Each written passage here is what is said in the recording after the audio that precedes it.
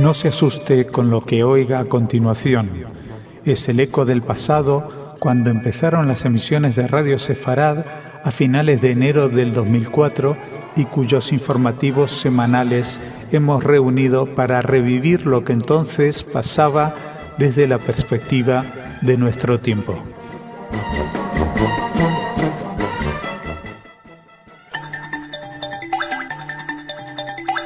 En Radio Sefarad, noticias. Bienvenidos a nuestro espacio informativo. Hoy vamos a hablar de Tzipi Livni y lo que ha pedido a los terroristas en las elecciones democráticas, de un palestino arrestado por un linchamiento, de la verdad sobre el vídeo de France 2, de el ataque en Siria del mes pasado y de Israel pidiendo a Birmania no dañar a los manifestantes. Israel en la ONU. La ministra israelí de Asuntos Exteriores, Tzipi Livni, instó ayer a la comunidad internacional ante la Asamblea General de la ONU a adoptar un código democrático que deslegitime a los extremistas que acceden al poder a través de las urnas. Livni aseguró durante su intervención que se debe adoptar a nivel internacional las mismas reglas de juego democráticas que en cada país se deben cumplir para participar en unos comicios, no dictar valores o acallar a las voces disidentes, pero proteger el núcleo de los valores democráticos de aquellos que quiere usar el proceso democrático en contra de sí mismo. La ministra dirigió así su mensaje a los movimientos islámicos de Hamas, que controla la Franja de Gaza y ganó las últimas elecciones palestinas, y a Hezbollah, que desde sus bases en el sur del Líbano protagonizó el año pasado una guerra con el ejército. Livni también señaló que este tipo de código democrático universal debe exigir también el respeto a unos principios esenciales para los que quieren utilizar las elecciones para ganar legitimidad. Bueno, vamos a hablar ahora de un palestino arrestado.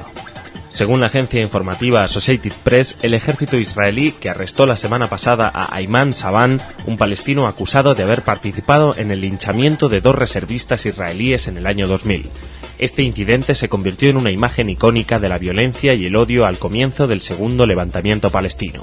Saban, un miembro de las Brigadas de los Mártires de Al-Aqsa, fue detenido en un vecindario acomodado de Naplusa, en el norte de Cisjordania, después de que vehículos militares israelíes rodearan el edificio donde estaba durmiendo. Un portavoz del grupo dijo que Saban no participó en el linchamiento.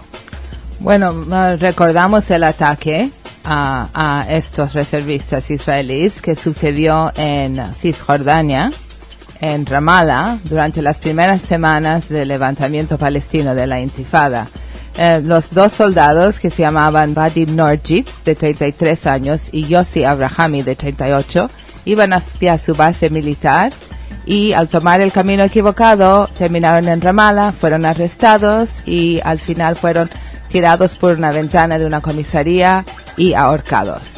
Este ataque surgió a raíz de unas imágenes que fueron dadas por la cadena de televisión France 2 el 30 de septiembre de ese año, que enseñan la muerte de un niño palestino, Mohamed Al-Dura, a manos de soldados israelíes.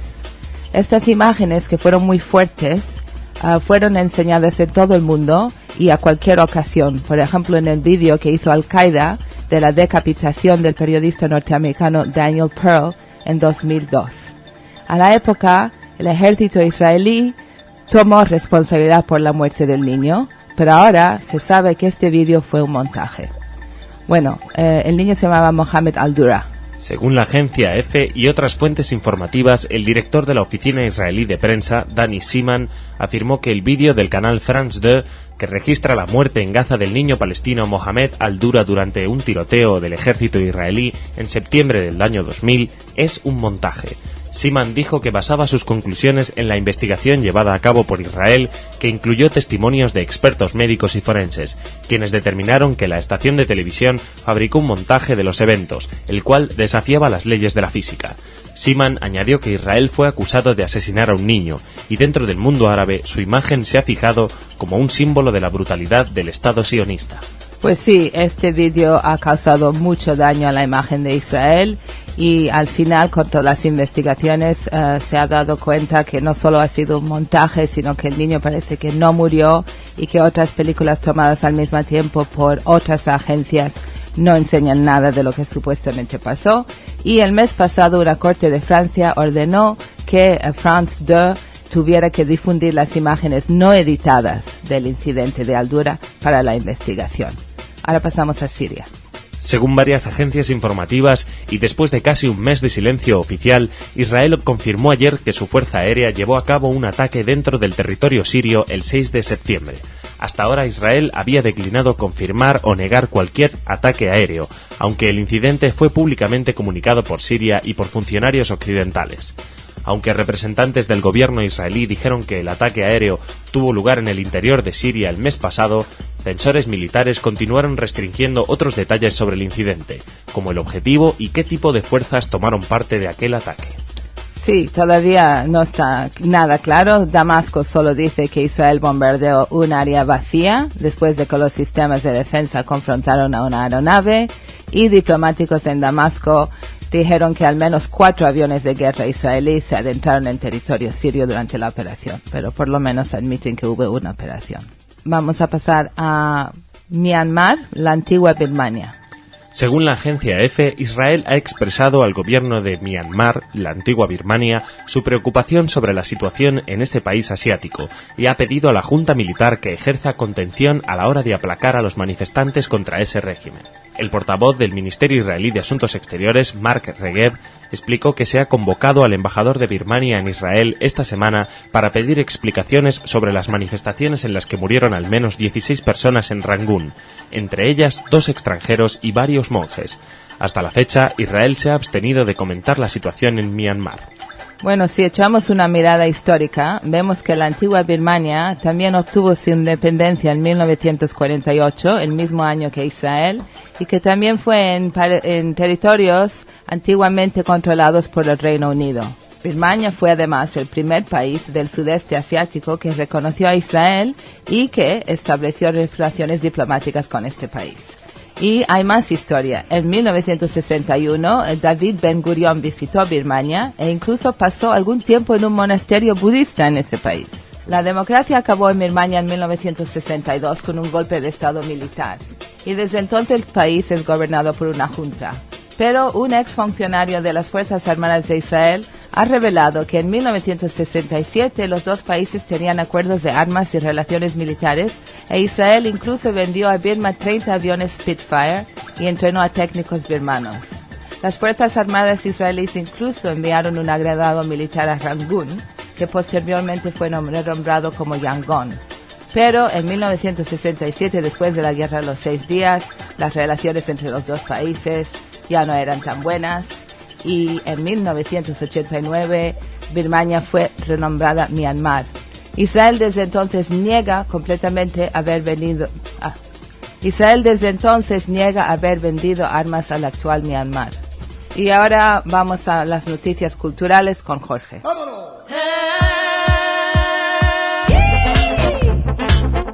Hola Marion, traigo algunas noticias fresquitas y muy interesantes sobre el tema de la cultura.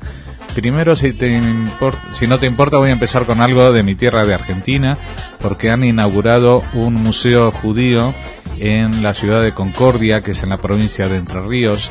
Esta provincia de Entre Ríos ha sido muy importante en el desarrollo de la inmigración en Argentina y también de la inmigración judía, porque ahí se asentaron las primeras colonias de los judíos que el barón Hirsch financió a finales del siglo XIX. Muy interesante. Y se hicieron gauchos judíos. Ahí fueron... ¿Gauchos judíos? Sí, hubo gauchos judíos. En una vieja casona de esta ciudad se ha inaugurado este museo. Lo ha inaugurado el gobernador de la provincia y personajes como la presidenta de la Asociación Israelita de Concordia, Zulema Boskovoynik. Esto era una casa de un tal Víctor Opel, que era un sobreviviente del Holocausto, y en el acto se habilitó, entre otros objetos que se van a exponer ahí, con salas temáticas, una exposición de 50 fotografías de un fotógrafo neoyorquino llamado Osiris Zion, que había viajado por las distintas comunidades del mundo a principios del siglo XX. Eso es un hecho importante porque no solamente en el este de Europa se están habiendo museos judíos, sino también en sitios como provincias del interior de Argentina. Luego también comentar, aunque ya ha pasado, de que estos días pasados, justamente dentro de la semana de Sukkot, pues estuvo el Festival de Arte de Teatro Alternativo Israelí que se celebra en Acre. La ciudad de Acre acogió esta vez la 28ª edición de este festival, donde se presentaron muchas obras de teatro, como es de esperar. Entre ellas también hubo un concierto dedicado al compositor, al cantautor David Avidan, y también hubo un concierto con el grupo Dam. El grupo Dam es un dúo de raperos palestinos, árabe-israelíes, que hacen un rap muy duro, pero que el público israelí también lo está cogiendo, porque es una forma de que ellos también están hablando de lo que les pasa en un lenguaje callejero. Sí, ¿y lo hablan en hebreo o en árabe? En árabe. En árabe. Bueno, y han habido muchas actuaciones, no voy a nombrarlas porque aparte como ya han sido, pues sí, simplemente mencionarlo. Lo que sí todavía no ha sido, que será el día 18 de octubre, es un festival que se celebrará, se llama One Voice Festival, y es un festival que se va a celebrar conjuntamente en Tel Aviv, Jericó, Londres, Washington, Boston y otras ciudades de Estados Unidos y Europa el mismo día. Y entonces para los conciertos de Tel Aviv y Jericó ha llegado ahí el guitarrista y cantante canadiense Bryan Adams, que va a cantar en los dos sitios también, o sea, tanto en Tel Aviv como en Jericó. A pesar de que es el mismo día, pues va a tener que viajar un poco, porque se quiere presentar en las dos partes. Muy bien. Bueno, entre los artistas del lado árabe, mencionar otra vez a este dúo de raperos Tam, y entre los israelíes, pues Ehud Banai, Boaz Sharabi, Adak Nahash, Mashina, Miriam Tukan, Mosh Ben-Ari, Ninet Tayev, Rami Fortis y Keren Pérez. Realmente un concierto muy potente y que seguramente se podrá ver por televisión aquí en diferido, porque como no se celebra este festival aquí en España, pues lo veremos. Lo podrán echar al mismo tiempo. Claro. Y por último, para los que se dediquen al cine, que sepan que una fundación de Inglaterra, la Pierce Foundation, ha dispuesto un premio de 90.000 libras esterlinas, que eso es bastante, ¿no?, para producir películas cortometrajes para el Festival de Cine Judío del Reino Unido. Y entonces esta beca o este premio se dará a 2 realizadores que durante 3 años irán recibiendo 15.000 libras esterlinas cada año para poder realizar los cortos. Yo creo que es una iniciativa muy interesante y también muy inteligentemente planteada, porque en vez de darles todo el dinero, pues le dan en 3 partes y posiblemente cada uno de ellos pueda hacer 3 cortos con ese dinero. Y bueno, con 3 cortos es como tener ya una entrada, una tarjeta de visita, como tener un largometraje. Bueno, decir simplemente que entre el comité de selección de o el jurado está un director israelí muy famoso que se llama Asher Tlalim, y bueno, que felicitamos a esta fundación por la idea que ha tenido para reactivar el cine con temática judía. Pues eso es lo que te traigo hoy. Mañana habrá más historias. Estupendo, muchísimas gracias. Adiós. Okay, ahora vamos a pasar a la sección de Edith.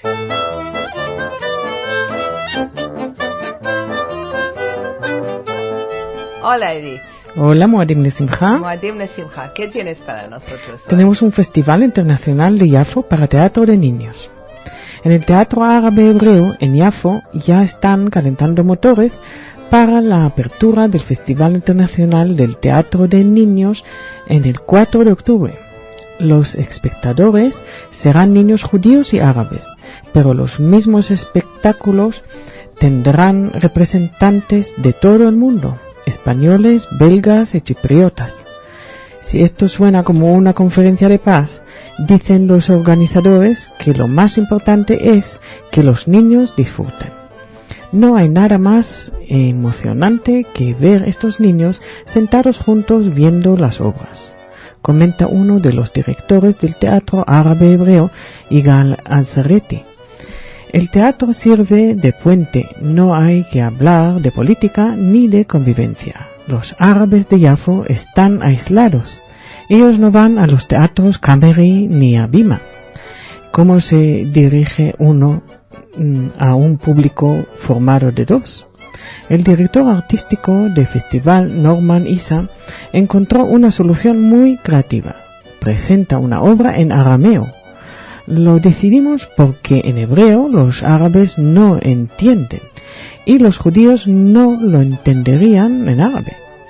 Nos entramos más en la representación. La gente venía diciendo que no entendían la lengua, pero entendían toda la obra. Sí, muy bien. Qué cosa más rara, ¿no? Para que no lo entienda uno ni el otro, pero que entiendan un poquito el sentimiento. Sí, hay muchos gestos, mucho baile y entienden de todo. Sí, bueno, Sí. es una forma de hacer Sí. que sea igual para todos. Es verdad. Muy bonita idea en Sí. general. Sí. Bueno, muchas gracias. Gracias Siri. a ti, Chag Sameach. Chag Sameach.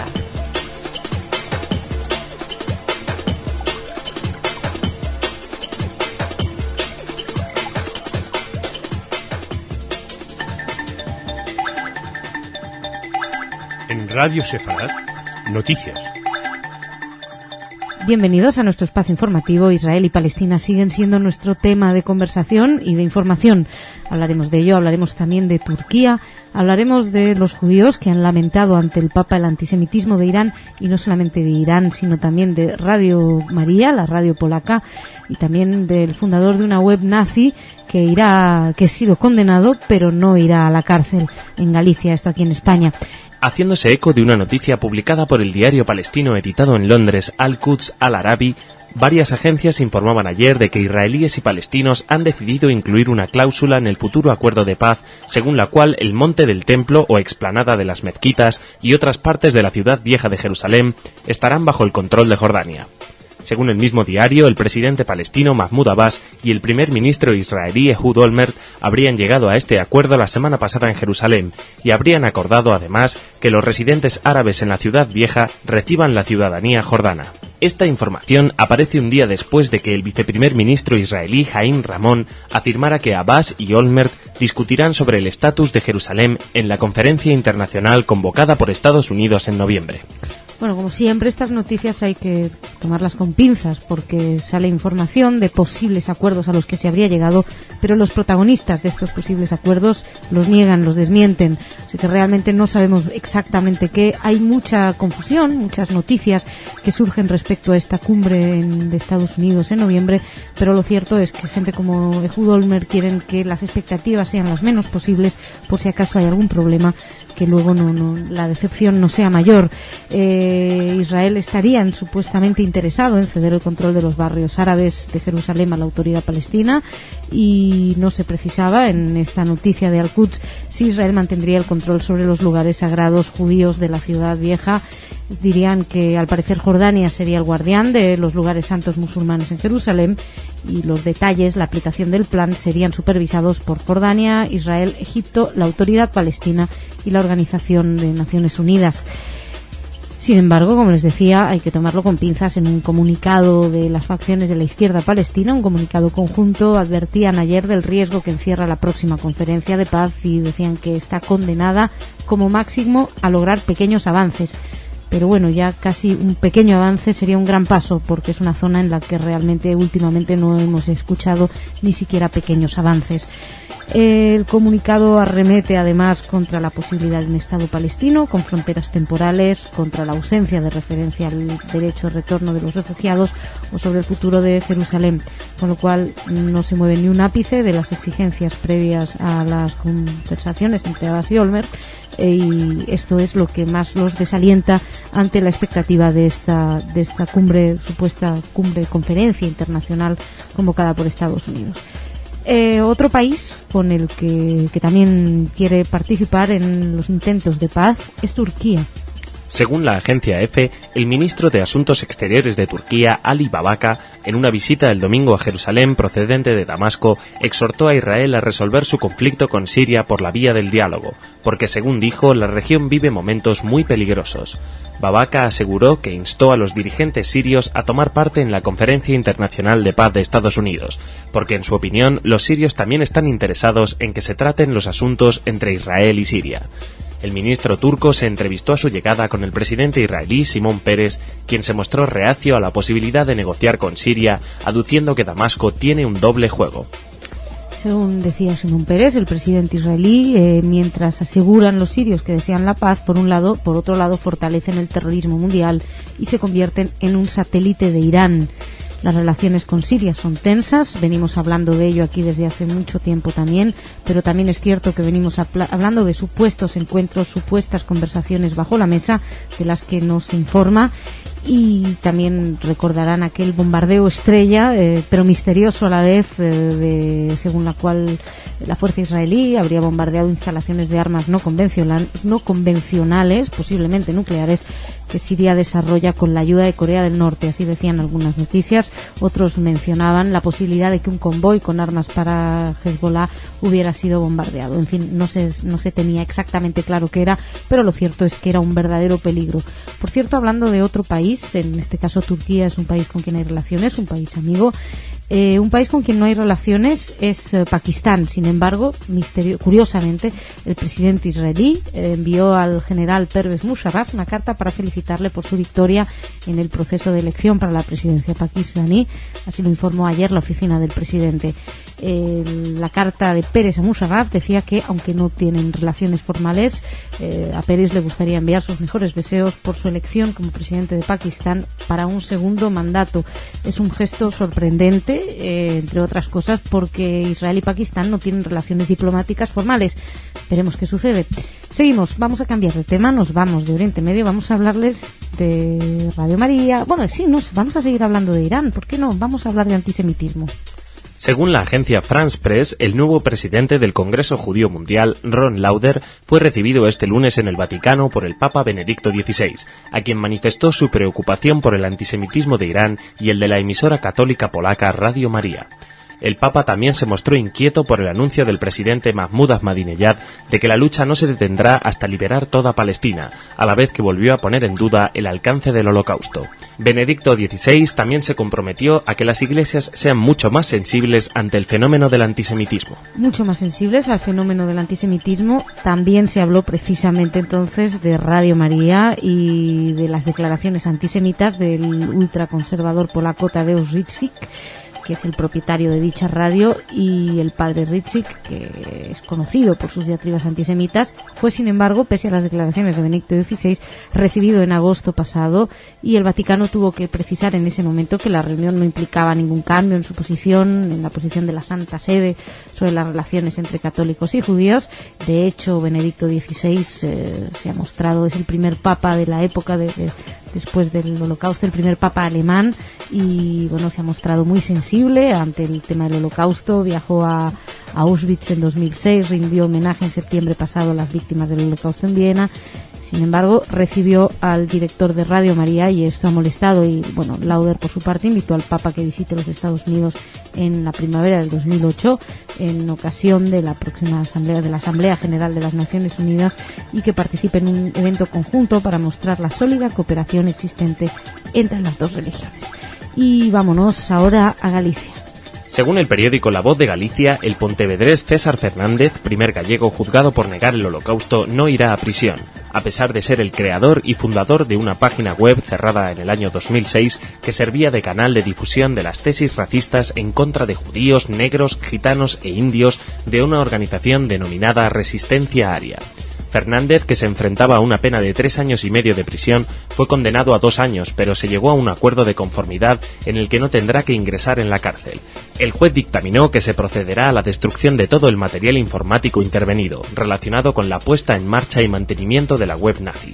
Y además deberá abonar una multa de 1.440 euros, a razón de 8 euros al día durante 6 meses. así se llamaba, Resistencia Aria se llamaba la organización. Se trata del primer juicio en Galicia que sienta en el banquillo de los acusados a una persona por negación del Holocausto y por apología del genocidio. A la salida de la vista oral, el defensor dijo que el cliente en este caso se le juzga únicamente por poner en duda, por opinar respecto a lo que es genocidio, y entonces pues protestó por la libertad de expresión, etcétera, etcétera. Ya estamos acostumbrados a oír estos argumentos. Lo que hay que destacar, al margen de la libertad de expresión de la que hablaba el abogado defensor, que el contenido de la página de internet bajo el enlace revisionismo pues tenía comentarios dirigidos exclusivamente a la negación del Holocausto, y por ejemplo estaba encabezada por la frase: conoce toda la verdad que te cuentan sobre uno de los mayores montajes y mentiras del siglo XX. Luego había fotografías de rabinos, la leyenda de 60 años de infamia, Holocausto judío, mentira. Bueno, en fin, ¿qué más les cuento? Que está bien que lo juzguen, no irá a la cárcel, tendrá que pagar una multa de 1.140 euros, que tampoco es tal barbaridad, pero bueno, por lo menos lo importante es que sienta un precedente. Es el primer caso de negación del Holocausto que es juzgado en España. Y dejamos aquí esta primera parte del informativo. Vamos a hablar de cultura. ¡Vámonos! Jorge, hola. Hola, ¿qué tal, Masha? ¿Tanto tiempo? ¿Tanto tiempo? ¿Qué tal las vacaciones? Muy bien, cuántas noticias que nos hemos perdido por estas vacaciones, ahora se me acumulan. Pues adelante. Así que voy a tener que empezar con las que son hoy mismo, martes 9, porque si no, no vamos a dar abasto. Mira, primero quería anunciar que hoy mismo, martes 9, como he dicho, de octubre, a las 8:30 de la noche, la Comunidad Judía de Madrid y la Asociación de Amigos de la Universidad Hebrea de Jerusalén van a organizar una conferencia pronunciada por el profesor Yaakov Bar Siman Tov. Es en inglés y se llama The Middle East Between War and Peace, o sea, fácil de entender, el Medio Oriente entre la guerra y la paz, y el tema también es obvio por dónde van los tiros. Nunca mejor dicho. Barcelona, si te parece bien, hoy empieza del 9 de octubre, empieza hasta el 13 de noviembre, que se van a prolongar una serie de clases, un curso sobre la Kabbalah, sobre el Zohar, y esto es algo que interesa a mucha gente. Entonces, el Centro de Estudios de las Tradiciones Religiosas de Barcelona, conocida como CETR, o sea, CETR, lo digo porque su web es cetr.net, y allí encontrarán más información. Van a dictar estas conferencias, la primera de ellas introductoria, el Zohar, libro del esplendor, que realizará el rabino Gabriel Mazer, y que recomendamos a todos los que les interesan estos temas. Bueno, vamos a otra cosa que ya llegamos con un poco de retraso, pero que se prolongará hasta el 13 de enero. Nosotros nunca llegamos con retraso, son ellos que se adelantan. Ellos se adelantan. Bueno, es una exposición que organiza la Fundación Juan March, como digo, estará hasta el 13 de enero, y se llama La abstracción del paisaje, del romanticismo nórdico al expresionismo abstracto. Es una obra muy amplia, muy completa, con 124 obras en papel, de 26 artistas europeos y norteamericanos, y en ellas destacan muchos artistas judíos. Esto ha sido una propuesta de un galerista recientemente fallecido y tocayo mío, pues se llama Robert Rosenblum, y esto ha inspirado a la Fundación Juan March a presentar esta propuesta, donde se pueden ver obras desde Friedrich hasta Mark Rothko, pasando por Adolf Gottlieb, Barnett Newman, Jackson Pollock, Anselm Kiefer o Gerhard Richter, por nombrar solo los judíos. Hay muchísimas más artistas, o sea, todo lo que podría ser desde el principios del siglo XIX hasta mediados del siglo XX. Qué bueno. Es una exposición muy amplia. Otra exposición es la que nos propone un artista argentino, judío argentino, Leandro Ehrlich, en el Reina Sofía. Y aquí la importancia es más quizás por el sitio donde la exponen que por la trayectoria, que no es tan conocido este artista en España. Bueno, es un joven artista, nacido en el año 73, ha expuesto en Arco, etcétera, etcétera. Nosotros le recomendamos acercarse. Empieza mañana, 9 de octubre, empieza hoy mismo, 9 de octubre, y se prolonga hasta el 9 de diciembre esta exposición. Buenísimo. Y vamos a cerrar la convocatoria con algo, sí, para mañana, por fin me dejan respirar, y algo que empieza mañana, miércoles 10 de octubre. pero es en Londres. ¿Qué le vamos a hacer? Bueno, da tiempo a pillarse un avioncito. Bueno, el Museo Judío de Londres presenta una exposición que se llama A Certain Identity, Secret Jews Around the World, o sea, los criptojudíos del mundo. Y habla tanto de los judíos de España y Portugal, que nosotros conocemos, como los de Brasil o Cuba, e incluso los de Irán, los que han tenido que mantener su identidad tapada a costa de su vida en algunos casos. Esto está organizado por Gloria Mount, investigadora del Departamento de Estudios Hispánicos de la Universidad de Glasgow y directora ejecutiva de Casa Shalom, el Instituto de Estudios Marrano Anusim de Israel. Y entonces, pues nada, con todas estas cosas, solamente para las próximas 24 horas estamos que no paramos. No pueden decir que no tienen nada que hacer. Mañana nos lo cuentan todo lo que han hecho. Jorge, thank you very much. Muchas gracias. Mañana vendré con un poco de aire para Con aire, sí. Tráeme Edith. Venga, que me voy al rincón de Edith. Muchas gracias. Irit, ¿cómo estás? Bien. Bueno, qué alegría estar aquí otra vez. Cuéntame, ¿qué me traes? Hablamos de Rehovot, el campus de estudios agrarios de la Hebrew University, que ha sido designada Green Campus. El campus de Hebrew University de Jerusalén en Rehovot ha sido declarado un Green Campus por el Comité para la Protección Medioambiental del Ministerio de Medio Ambiente israelí. ¿Qué es un Green Campus? Un campus verde. Un campus verde, exactamente. ¿Pero qué significa esto? Significa que cuida sus alrededores. Ah. Green Campus es un proyecto conjunto del Ministerio de Medio Ambiente y de altas instituciones de educación superior del país. El campus de Rehovot aloja la Facultad de Ciencias de la Alimentación, de Mejoras de la Agricultura y Calidad del Medio Ambiente. El Hanan Cohen, vicepresidente y director general de la Hebrew University, ha dicho que se muestra orgulloso de esta facultad, la única que en todo Israel ha recibido esta distinción. En esta facultad se prepara la máxima generación o la próxima generación de profesionales de la agricultura moderna, en énfasis en la importancia de proteger el medio ambiente. El certificado de Green Campus será otorgado a esta Facultad de Ciencias de Alimentación, Agricultura y Medio Ambiente en una ceremonia a celebrar en el próximo mes de noviembre. Bueno, pues me parece muy bien, pero que el resto de facultades también reciban el galardón, que se pongan a cuidar su campo y que lo reciban todos. Irit, muchas gracias. Hasta mañana. Muchas gracias a ustedes por su atención. Mañana más.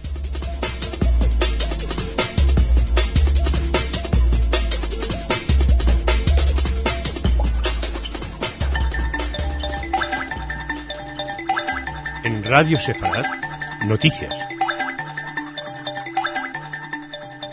Bienvenidos a nuestro espacio informativo. Las sospechas de corrupción vuelven a llamar a la puerta del primer ministro israelí, Ehud Olmert. Les vamos a hablar de eso. Vamos a hablarles de una encuesta acerca de la partición, supuesta posible partición de Jerusalén. Hablaremos también de unas protestas estudiantiles en Irán contra el presidente Ahmadinejad. También de Izquierda Unida, que le parece muy bien que se premie al Museo Yad Vashem, pero que hay que devolver también a los judíos los documentos anteriores a la guerra civil. Esperen y se lo explicaremos. Y hablaremos también de la OSCE, una conferencia que está teniendo lugar en España, en Córdoba en concreto, donde están examinando la islamofobia aquí en Europa. Empezamos en Israel. La agencia France Press informaba esta semana de que el primer ministro israelí Ehud Olmert fue interrogado sobre un supuesto abuso de influencia en la privatización del banco Leumi hace 2 años, un escándalo financiero que, sin embargo, no pondrá en peligro su permanencia en el poder. El jefe del gobierno es sospechoso de haber intervenido en 2005, cuando era ministro de Finanzas interino, en favor de un hombre de negocios australianos, Frank Lowy, inicialmente candidato a la recuperación de una parte del capital de ese banco, aunque finalmente la licitación fue obtenida por otro candidato distinto. Según fuentes policiales, será difícil establecer la prueba de una malversación de Olmert, quien afirma tener las manos totalmente limpias en este caso y que sus decisiones fueron de naturaleza puramente profesional. Ojo, no es una nueva sospecha, es una sospecha de la que ya nos hemos hecho eco aquí y en todos los medios de información, que ya viene de hace un tiempo acá, así que simplemente que se estaba siendo interrogada, esa es la noticia. En caso necesario, la policía podría recomendar al procurador del Estado, a Menachem Maduz, que además es consejero jurídico del gobierno, pues la policía podría recomendarle ordenar una acción judicial. No es la primera vez que jefes de gobierno son objeto de investigaciones similares. Nunca ninguno de ellos ha tenido que renunciar, no así el presidente. Como recordarán, la popularidad de Olmert cayó estrepitosamente después de la guerra contra Hezbollah del verano de 2006 y, sin embargo, parece que se empieza a recuperar después de ese ataque misterioso a un supuesto trasvase de armamento en territorio sirio.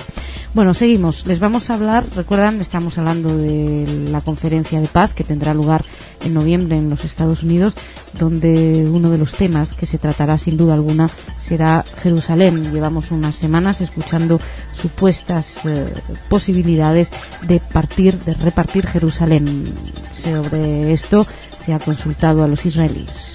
Según un sondeo publicado ayer, la mayoría de los israelíes se opondría a una partición de Jerusalén en un futuro acuerdo de paz con los palestinos y al traspaso de la soberanía de los barrios periféricos de la parte oriental. El estudio, realizado por el Instituto de Encuestas Dahav para el diario israelí Yedot Aharonot, indica que el 63% de los ciudadanos rechaza la idea de un compromiso en Jerusalén, en tanto que solo un 25% la aprueba y un 16% la respalda siempre y cuando se convoque un referendo. El diario Yediot Aharonot destacaba ayer que el presidente israelí y el presidente palestino han hablado del futuro de la ciudad en las entrevistas periódicas que mantienen desde diciembre y que son conscientes de que ningún líder palestino firmará un acuerdo de paz sin partes de Jerusalén. Bueno, gran parte de los analistas destacaban que no es que no quieran que se reparta, lo que pasa es que no se fían de que con esto se vaya a conseguir la paz, tienen miedo de ceder y de no obtener tranquilidad a cambio de ello. Sin embargo, bueno, no es lo que se ve en una encuesta. Este es el porcentaje que publicaba ayer el diario Yediot Aharonot. También hay que destacar que con la posibilidad de la partición, el líder Avigdor Lieberman, líder ultraderechista, que no se caracteriza por su disposición a ceder, bueno, pues se manifestó el lunes públicamente a favor de devolver algunos barrios de la población palestina, aunque insistía no dividiendo Jerusalén ni cediendo los lugares sagrados. Los lugares sagrados son los que más miedo le daría a los encuestados entregarlos. Dice que el 61% considera que Israel debe tenerlos bajo su soberanía. Solo un 16% aboga por compartirlos con los palestinos. Bueno, Jerusalén es uno de los temas más espinosos en este conflicto, es uno de los grandes temas que los palestinos necesitan que se hable ya y que está sobre la mesa y que tendrán que tratarlo en algún momento, pero evidentemente no es el único. Como recordarán, están las fronteras definitivas y también qué sucede con los refugiados palestinos.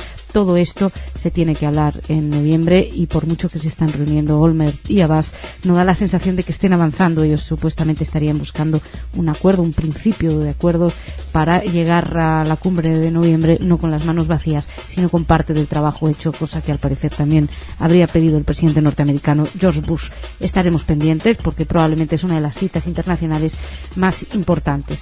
Otro tema espinoso que solemos traer aquí es el tema de Irán. Hablamos de Irán, hablamos de las manifestaciones contra Irán. Más destacables son las manifestaciones de las que vamos a hablarles ahora mismo, porque parten del mismo suelo iraní. Según fuentes informativas citadas por la agencia EFE, la policía antidisturbios iraní impidió a decenas de estudiantes el acceso a una sala de la universidad donde el presidente Mahmoud Ahmadinejad pronunciaba un discurso. Los manifestantes demandaban la liberación de 3 compañeros detenidos y recitaron eslóganes como «Muerte al dictador» o «Presidente fascista, la universidad no es lugar para ti». Aunque los activistas no se enfrentaron a la policía, se produjeron empujones e intercambios de puñetazos con otros estudiantes simpatizantes del gobierno, que protagonizaban en el exterior otra manifestación paralela para apoyar a Ahmadinejad. Después de la protesta, los activistas emitieron un comunicado en el que se quejaban de que Ahmadinejad hubiera ido a los Estados Unidos a decir que hay libertad en Irán. Entonces se preguntan los universitarios iraníes por qué Ahmadinejad no quiere responder a las cuestiones que ellos les plantean. No tenían que haberse ido a Colombia a vender una imagen idílica de un país donde ellos protestan por no tener libertad de expresión. De hecho, ha habido profesores encarcelados porque son supuestamente acusados de... supuestamente no, porque supuestamente habrían hablado mal del Islam, y por este tema han sido condenados, están en la cárcel. Y bueno, hay que recordar que la última vez que las universidades iraníes fueron escenarios de protesta y disturbios fue en junio de 2003, aunque ya hace unos meses vimos a varios intentonas. Habían empezado a protestar algunos estudiantes que incluso se enfrentaron a Ahmadinejad en un discurso que él fue a pronunciar. En 2003 las protestas fueron más impactantes. Las protestas se extendieron por varias facultades, involucraron a miles de estudiantes y cientos de ellos fueron detenidos. Ya en los 90 también varios estudiantes fueron grandes protestas, protestaron mucho, fueron uno de los bastiones de apoyo a las reformas sociales y políticas promovidas por quien era entonces presidente Mohamed Khatami. Y en el 99 destacaban ayer los medios de comunicación: una protesta estudiantil contra el cierre de un periódico liberal fue disuelta a palos por grupos paramilitares, y bueno, poco a poco fueron remitiendo las manifestaciones. Lo destacable es que la sociedad iraní también se mueve y también protesta. Dejamos Irán, nos vamos a hablar ahora del Premio Príncipe de Asturias, pero que lo vamos a hablar de Yad Vashem, el Premio La Concordia, desde el punto de vista de Izquierda Unida aquí en España. Según la agencia ATV, el portavoz del Grupo Parlamentario de Izquierda Unida, Iniciativa per Catalunya Verde, en el Congreso, Joan Herrera, considera contradictorio que se hayan otorgado el Premio Príncipe de Asturias de la Concordia al Museo del Holocausto de Jerusalén, cuando todavía no se ha devuelto a los españoles de origen judío la documentación que les fue incautada durante la Guerra Civil. En opinión de Herrera, el reconocimiento al Museo del Holocausto es más que merecido, pero el Gobierno debe explicar la incongruencia que a su juicio supone que por parte del Estado que otorga el reconocimiento no hayan reparado los hechos de represión cometidos por el mismo. Con este objetivo, Herrera ha registrado unas preguntas al Gobierno en el Congreso en las que denuncia que tras 68 años de expolio y 2 años después de la aprobación de la Ley de Retorno de la Documentación del Archivo de Salamanca a Cataluña, ni la comunidad judía ni otros pueblos del Estado español hayan visto todavía restituidos sus documentos. Después emplazó al Ministerio de Cultura a explicar si considera coherente la situación, y además le instó a aclarar cuál es la voluntad del Ejecutivo para que sea efectiva la recuperación de la documentación por parte de sus propietarios. Destacaban también que los judíos eran españoles y a los que se les había quitado sus documentos. Ya saben que España en estos momentos está sumida en un gran debate, en muchos debates. Uno de ellos es precisamente la memoria histórica, y suponemos que esta denuncia se engloba dentro de del mismo debate. Seguimos. Vamos a hablarles ahora de una conferencia que está teniendo lugar aquí en Córdoba, en España, acerca de la islamofobia. Europa reafirmó este martes en Córdoba su voluntad de encontrar soluciones a la islamofobia, fenómeno creciente que sufren los 15 millones de musulmanes europeos, en el marco de una conferencia internacional de la Organización para la Seguridad y la Cooperación en Europa, conocida por sus siglas OSCE. En la inauguración de este foro sobre la intolerancia hacia los musulmanes, el ministro español de Asuntos Exteriores, Miguel Ángel Moratinos, quien ocupa la presidencia de turno de la OSCE, llamó a lograr pasos decisivos contra este fenómeno. Moratinos subrayó que desde 2001 los informes elaborados por el Observatorio Europeo contra el Racismo y la Xenofobia atestiguan el crecimiento de actitudes y comportamientos antimusulmanes. De hecho, en todas las encuestas nacionales e internacionales se va mostrando cómo crece el sentimiento de rechazo hacia los musulmanes, y también destacaba Moratinos que se ve una espiral de discriminación hacia ellos en relaciones laborales, vivienda, educación. Dieron varios ejemplos, como en algunos países, por ejemplo en Irlanda, la tasa de paro para los musulmanes es del 11%, mientras que en 2002 en el 2002 la tasa de paro en los musulmanes era el 11%, frente a una media nacional del 4%. También en Gran Bretaña, en Francia, se han hecho estudios que han demostrado que los musulmanes sufren más discriminación a la hora de acceder al empleo. La conferencia tenía previsto abordar hoy, en su segunda y última jornada, el estudio de las respuestas a dar a este asunto, especialmente, como es lógico, en educación y en los medios de comunicación. Destacaban también que a raíz de los atentados de Al-Qaeda, la imagen de los musulmanes ha ido deteriorándose en el mundo entero y por eso a eso se aferran los islamófobos, pero que al fin y al cabo los que discriminan a unos hoy discriminarán a otros mañana, así que es importante a través de la educación efectivamente ir parando esto. Bueno, nosotros dejamos aquí la primera parte del informativo y venimos a hablar un poquito de cultura, refrescarnos. ¡Vámonos!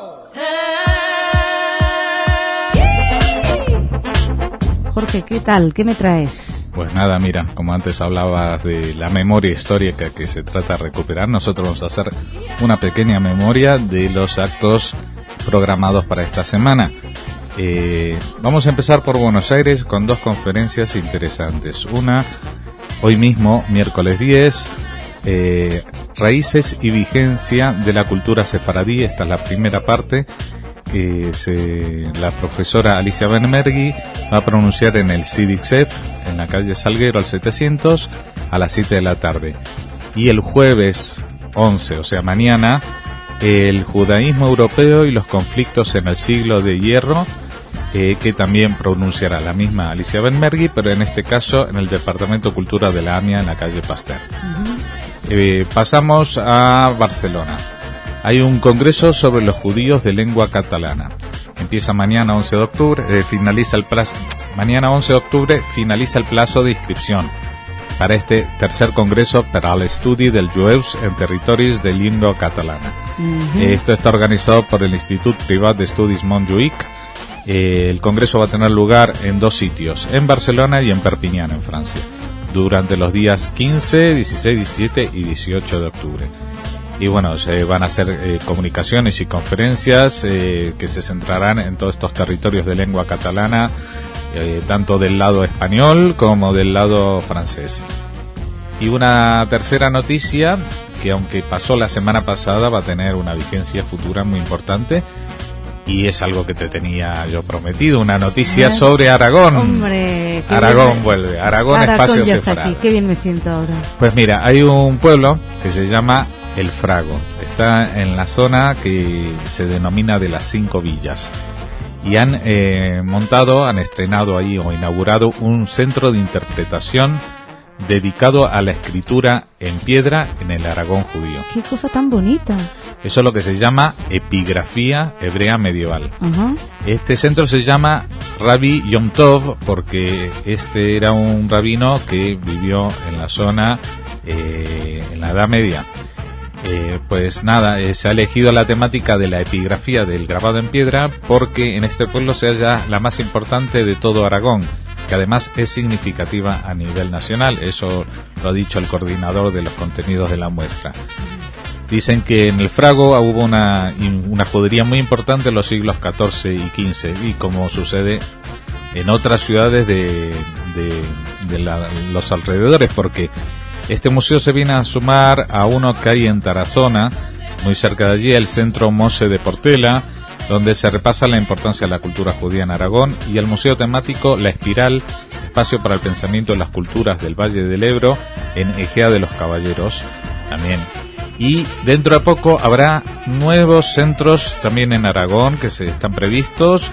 Uno que se va a llamar La vida y la muerte en la cultura judía en un castillo, que es donde se hacen los sulpanín de verano. La vida cotidiana de las aljamas judías se está programado para Biel, y uno que está en fase de estudio en Tauste sobre la mujer judía. Interesante. O sea que, como ves, en Aragón se ponen bien las pilas con esto. Y cerca de Aragón tenemos a Barcelona, que para este domingo 14 de octubre a la mañana a las 11 nos propone un paseo por el CAL de la mano de una de las personas que más conocen el tema, que es Dominique Tomasov. Esto, si ustedes quieren inscribirse, es un sitio que se llama Urban Cultures. Escriben en info@urbancultures, que es cultours.com. Y bueno, dice idioma catalano-castellano según mayoría, pero ya estando en Barcelona creo que van a perder los hispanoparlantes. Bueno, no se sabe. Oye, Jorge, antes de irnos te quería preguntar sobre tu opinión. He oído rumores, se dice, cuentan que se baraja la posibilidad entre los nombres al Nobel de Literatura de Amos Oz o Philip Roth. ¿Tú qué opinas? Pues yo no sé, si vamos a contar por los premios Príncipe de Asturias, pues Amos Oz tendría más posibilidades, pero no sé, el último de literatura, ¿quién ha sido? Pamuk, o sea que le toca a un occidental, alguien que no escriba ni en turco, ni en filipino, ni en cosas raras, ¿no? Y hebreo, bueno, hebreo no, cuenta entonces, como cosa rara o como... Sí. Yo creo que en todo caso tendría más posibilidades Philip Roth, pero nunca se sabe. Yo creo que nos van a dar una sorpresa. Bueno, veremos. Pues nada, quería preguntártelo nada más. Jorge, gracias. Mañana te espero aquí, bueno, sentadita. Aquí estaremos. Gracias. Vamos ahora al rincón de Irit. Irit, ¿qué me traes? Bien, mucha sal. ¿Mucha sal? Sí. Uy, me está entrando sed. Cuéntame, ¿qué es?